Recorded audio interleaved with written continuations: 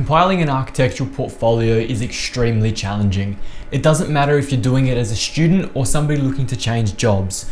I've reviewed more than I can remember, and some of these elements are critically important for you to succeed with your architectural portfolio.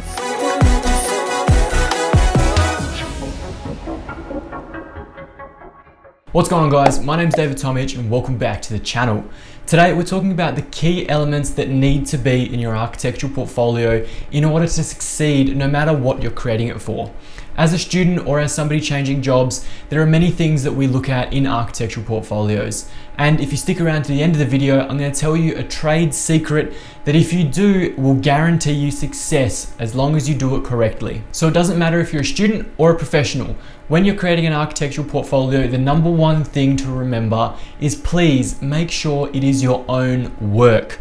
Do not showcase anything anybody else has done for you, because it becomes blatantly obvious that this work isn't yours at some point or another. Now, as a student submitting your final portfolio or submitting for your first job, there's a couple things to remember. First of all, make sure it is only one portfolio. Nobody wants to see 7 packages of different projects and different ideas. They want to see one consolidated portfolio of your absolute best work. If it's a thesis, it is only your best work.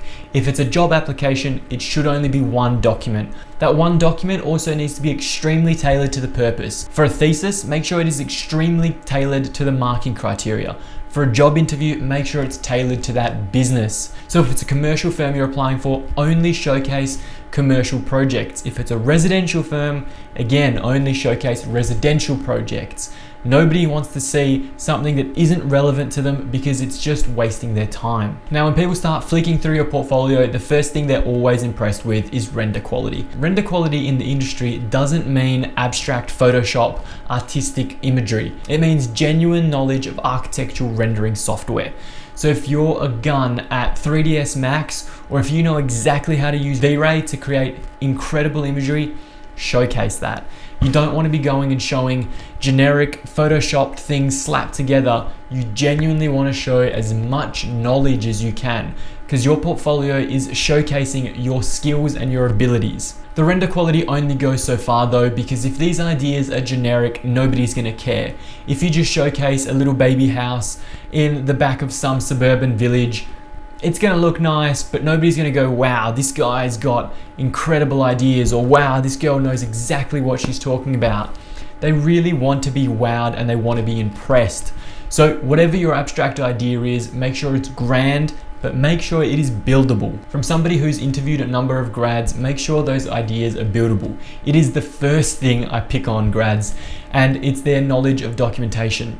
Nobody expects your knowledge to be perfect, but make sure you've done some research and some understanding of why things come together and how they come together. So if you do have a grand abstract master idea, be sure you know what it's being built out of, how it's going to be built, is it constructible, is it feasible, could it actually be built? If it could be built and you've documented it in such a way that somebody could take some plans and build it, that is incredible and something everybody looks forward to. It doesn't matter if you're doing a thesis or a job interview, knowing how something is constructed is pivotal. Now, if you're applying for a new job and you've already been in the profession for a little while, you want to focus on the projects that are completed. There probably isn't too many, but a completed project is much more valuable than one that's theoretically still on the drawing board. Anybody can go and design something theoretically, but not many people can take the project from start to finish. If you can showcase real images, real photography and videography of a finished project, as well as the construction documentation of that project, it's going to be incredibly useful, because somebody who's employing you is going to be able to go, this person has documented this, seen it through to construction, gone out there, visited the project, kept a connection with the client, and potentially brought in more work later on. The next key criteria is time management and performance data. If your old work has this information on you, make sure you keep it, because understanding your performance, understanding your time management is pivotal in your next position. By showcasing to your employer that they're going to pay you X, but you can generate Y that's 160 times better than X. Nobody wants somebody that is going to come into the job and cost them 10 times more than they're paying them. Everybody has overheads, everybody costs a certain figure to sit in that seat. So as a new employee, you want to make sure that you're generating more money than you cost.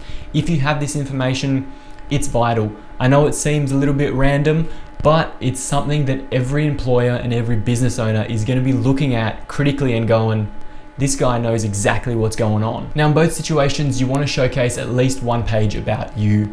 It needs to be about your hobbies, your goals, your aspirations, the knowledge you have behind you, what programs you know, what skills you have. Saying in a portfolio that you're a good photographer might mean to the employer that you have a new social media content creator, or that you've been in e-commerce before. All of a sudden you know somebody that is good at marketing. There are so many different things that we do outside of our professional life and in our own personal lives that can be brought on board to be able to better our position. So make sure you really talk about who you are as a person, because it's just as critical as who you are and how you perform in that role. Now, because you've spent so much time putting this portfolio together, you want to make sure the actual portfolio is of quality.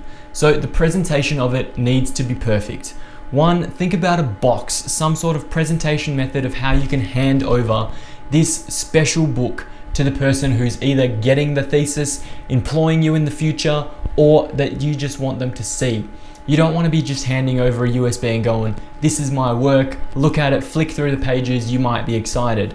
You want to genuinely excite them with an unboxing experience. Inside that box, the paper quality obviously has to be perfect. It has to be thick card. It has to be printed well. If something hasn't printed correctly, go back and print it again.